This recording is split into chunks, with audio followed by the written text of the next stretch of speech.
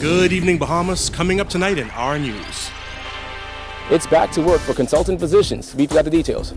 111 inmates graduate from BTBI's technical course.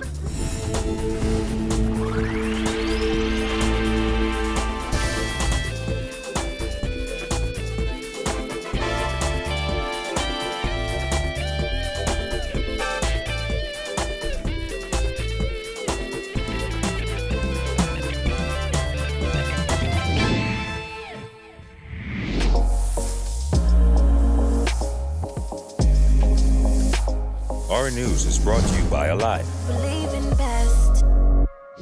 Welcome to Our News and thanks for joining us. I'm Jared Higgs. Topping news tonight, it's back to work for members of the Consultant Physician Staff Association.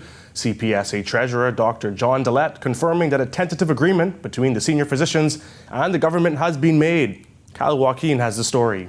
We are close enough where we can return to work, but there's still a little bit of work to do. More than a week after they withdrew their services from public healthcare facilities across the country, those senior physicians who have been at odds with the Public Hospitals Authority are back on the job.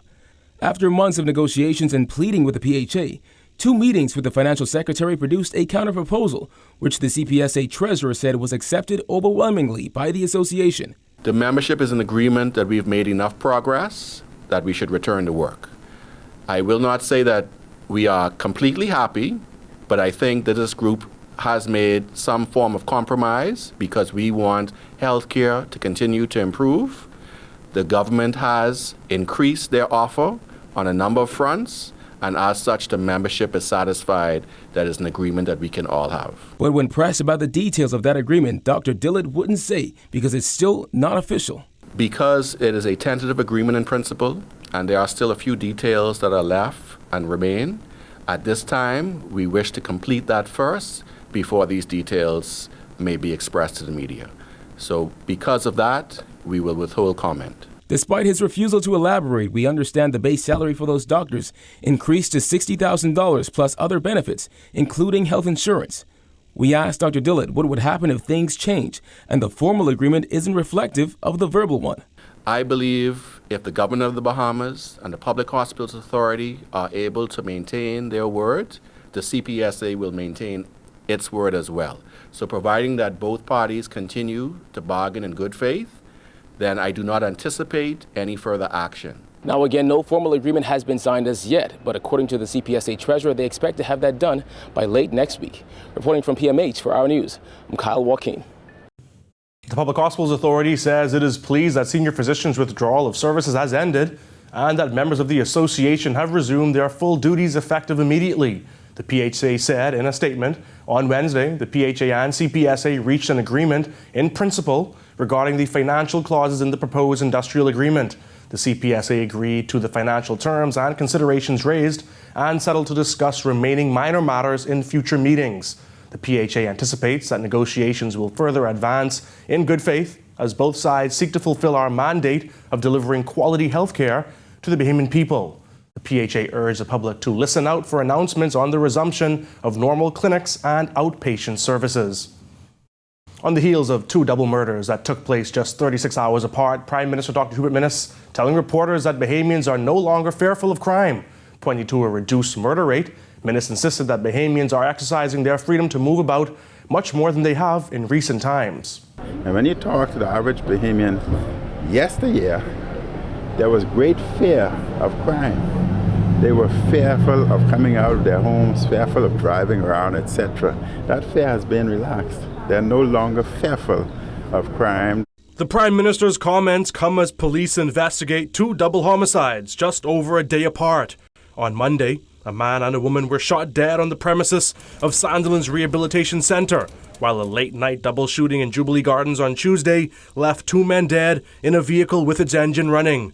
Minnis says despite those incidents, he is pleased with the performance of the police force. When you look at what they are doing compared with the past, murder is down by over 36%, which is quite a great accomplishment in such a short time.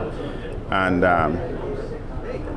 these 2 murders would have taken it up to, 82, 83? But still, it's been years since the Bahamas has been less than 100. But one murder is still too much. Police have also revealed that armed robberies are down 14%. Minnis says Bahamians are starting to respond to those statistics. They're no longer fearful of going to shopping centers, environment, etc. And we will even decrease that even further. And while Minnis says he is encouraged by the work of the police, he also reiterated his support for the death penalty. Minnis stated while in opposition that he would bring a referendum to the Bahamian people on the issue, as well as an attempt to remove the Privy Council as the country's final appellate court. His comments today, and on a previous occasion, suggest that won't be the case. It is no secret that I believe in hanging. That has not changed. That's my personal view. However, I'm confined by the laws of the Bahamas. Full stop. Though police indicated on Wednesday that the murder count for 2018 had hit 86, they issued a correction today, insisting that the murder count for the year actually stands at 83. Following calls from employees at Sandilands Rehabilitation Center for a better security plan at the facility, which was the scene of a double murder on Monday, National Security Minister Marvin Dame says officials are working on a comprehensive security plan for all government buildings. Because the incident is at Sandilands, we don't want to isolate it to Sandilands now. And so I'm hoping very shortly, early in the new year, we will have a robust policy that I hope to take to Cabinet and share with my Cabinet colleagues and work towards having that approved. Now, after having said that, immediately after this incident, I have been in communication with the Minister of Health.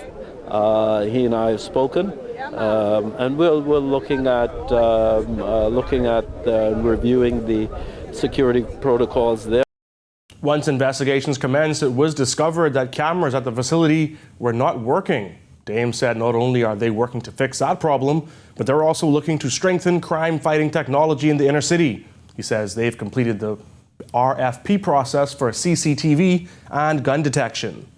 We have just recently completed our RFP for the second phase of our CCTV program. The cabinet paper has been completed and should go to the cabinet, maybe should be before cabinet for the next seating. As you are fully aware, we have already completed and the RFP for shot spotter, which is gun detection technology, and we're close now to finalizing with that company a contract. A noted spike in the cost of electricity has angered many Bahamians, while more than 5,000 homes in the country are off the grid because they can't pay their bills. Well, Prime Minister Dr. Hubert Minnis hinted today at lower light bills in the future. However, the details were sparse. I've been informed that the cost of electricity will go down. I cannot say when, but I know that BPL and the minister responsible is working aggressively. Minnis says government will be introducing a law aimed at equipping homes with solar infrastructure, focusing on using that energy to heat water in homes. I know that we will be moving forward with bringing in legislation to ensure that each home have some form of solarization, so as to decrease that would be attached, especially to the water heater. That would have a dramatic improvement on their electricity bill. But we would be working aggressively to decrease the cost of electricity. That is cost prohibitive to many businesses and it's damaging to many homes. Former Minister of Grand Bahama, Dr. Michael Darville, admitting today that the former Christie administration struggled to pay high electricity bills owed to Grand Bahama Power Company. Darville says the issue became so pressing that at one point he had to beg the private power company to keep the lights on at public buildings offering essential services. Jasmine Brown tells us more. The Grand Bahama Power Company, that is fully operated by Emerald, decided to cut the electricity off on all public institutions on the island of Grand Bahama. And I remember distinctly going into the office and begging them to please do not turn off our essential services, which is schools and our hospitals. This was a great concern for the government then because, like this present government, we had a shortage of capital to meet our commitments. According to Darville, despite the dire circumstances, the Christie administration had to make it work. And we had to find the wiggling room necessary to prioritize what was important in the country. So I know what the cost of electricity can do to our public infrastructure as well as all our essential services. Dr. Darville's admission came as senators debated the Value-Added Tax Amendment No. 2 Bill 2018. The bill, which was unanimously passed in the Senate, raises the VAT exemption on electricity bills from $200 and under to $300 and under from November 2018 to July 2019. It comes after BPL customers across the country expressed outrage that bills in some cases tripled in recent months. The exemption is retroactive and began on November 1st and ends on July 1st, 2019. While Darville voted in favor of the bill, he says it does not properly address the issue of the ever-increasing cost of electricity. The realities and the mathematics simply do not add up. Madam President, I believe this bill is a direct result of the pushback by the Bahamian people. I realize I've been there before. In the House of Assembly last week, Public Works Minister Desmond Bannister said that just over 64,000 BPL customers stand to benefit from the exemption increase to $300. Darville went on to insist the bill is mere scraps. As a failed maneuver by the government to throw crumbs off the cabinet table to help the poor. It's mere crumbs. You could find money to do whatever you want. But you throw crumbs, and you know what's even amazing, Madam President? They throw the crumb off and won't take it back on July the 1st, 2019, if and only if the cost of fuel on the international market decrease. Meantime, current State Minister for Grand Bahama, Kwesi Thompson, telling fellow senators that as a result of the bill passing, more than 90% of Grand Bahama Power Company customers will benefit from the exemption. Reporting for our news, I'm Jasmine Brown.